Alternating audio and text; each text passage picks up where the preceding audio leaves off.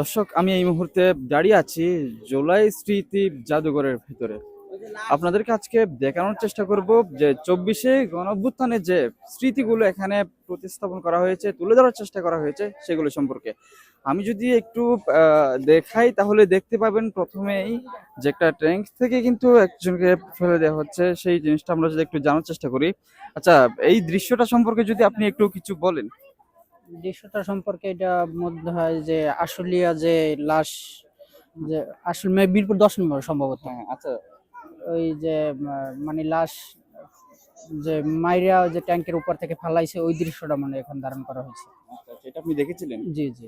আচ্ছা, আপনার এই দৃশ্যটা দেখে কেমন লেগেছিল, আপনার অনুভূতিটা? তখন খুব খারাপ লাগছে এই দৃশ্যটা দেখে, যেভাবে লাশ মেরে মানে নিচে ফালাই দেয়, মানুষ মারতেছে, কত খারাপ লাগারই কথা, সবারই খারাপ লাগছে। দর্শক, যিনি যেমনটা জানাচ্ছিলেন যে এই যে দৃশ্যটা দৃশ্যটা একটা ট্যাঙ্ক থেকে মেরে সেই ছাত্রকে এইভাবে ফেলে দেওয়া হয়েছিল, যে বিষয়টাই তিনি জানাচ্ছিলেন।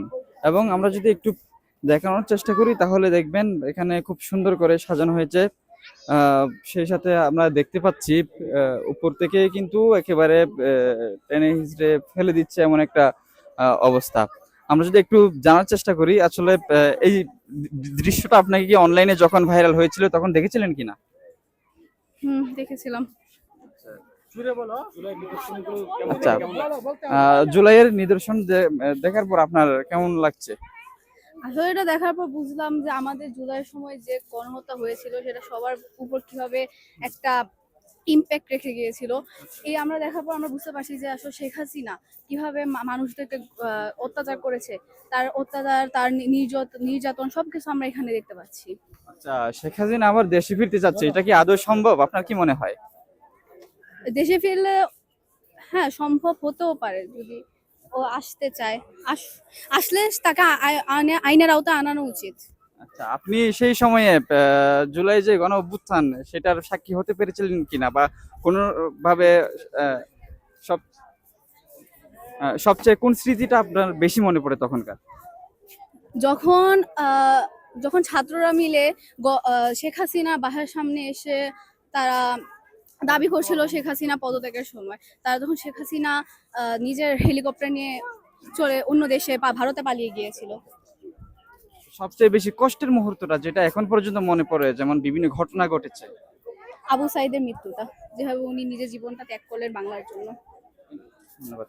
দর্শক, তিনি যেমনটা জানাচ্ছিলেন আমাদেরকে যে 24-এর যে জুলাই গণ অভ্যুত্থানের সময় যেভাবে তৎকালীন স্বৈরাচারী যে প্রধানমন্ত্রী হেলিকপ্টার নিয়ে যেভাবে পালিয়ে গিয়েছিল, এবং তার যে তখনকার আইন শৃঙ্খলা নিয়ন্ত্রণকারী বাহিনী ছিল তারা তখন বিভিন্নভাবে হেলিকপ্টার থেকেও কিন্তু গুলি বর্ষণ করেছেন। তারপর বাসার মধ্যে শিশুরা কিন্তু তখন বাসায় নিরাপদে থাকতে পারেনি। একজন মা হারিয়েছেন তার ছেলেকে, আবার একজন বাবা হারিয়েছেন তার ছেলেকে, কেউ কারো ভাইকে হারিয়েছেন, কেউ কেউ কারো বোনকে হারিয়েছেন। আর সেই নিদর্শনের সাক্ষী হওয়ার জন্যই আজকে এখানে এসেছেন বহু মানুষ। আজকে ছুটির যে শুক্রবারের দিন, সেই দিনে আজকে তারা সাক্ষী হওয়ার চেষ্টা করছেন। আমরা যদি একটু দেখানোর চেষ্টা করি তাহলে আপু, এই যে এই দৃশ্যটা আপনি যদি বলেন, আপনি এটা কি দেখেছেন? অনলাইনে ভাইরাল হয়েছিল। জি, দেখেছিলাম। আচ্ছা, আপনার এই যে জুলাই গণ অভ্যুত্থানে সবচেয়ে বেশি কষ্ট দেয় এখন পর্যন্ত কোন বিষয়টা আপনার মনে পড়লে? মুগ্ধর ব্যাপারটা, সাইদের ব্যাপারটা, ওদেরটাই বেশি কষ্টকর মনে হয় আমার কাছে। জুলাই গণ অভ্যুত্থানে আপনি আহ, সাক্ষী হতে পেরেছিলেন কিনা, বা রাজপথে কোনো রকম ভাবে আপনার সহপাঠীদের সাথে এমন সুযোগ হয়েছিল কিনা? না, আমার বাসা থেকে অ্যালাউ করে নাই। শেখ হাসিনা আবার দেশে ফিরতে চাই, এটা কি আসলে সম্ভব মনে হয় আপনার? না, আমার কাছে এটা মনে হয় না সম্ভব। আচ্ছা, যদি ফিরে তাহলে কি হতে পারে আপনার মনে হয়? আবার এরকম তৈরি হবে, হ্যাঁ, আচ্ছা, ঝামেলা হবে, সবাই মিলে আবার এটা প্রতিরোধ করবে। আচ্ছা। দর্শক, তিনি যেটি জানাচ্ছিলেন আমাদেরকে, শেখ হাসিনা যদি আবার দেশে ফিরে তাহলে হয়তো আবার একটা জুলাইয়ের মতো কোনো একটা কিছু হবে, আবার একটা দাঙ্গা হাঙ্গা আবার লাগবে।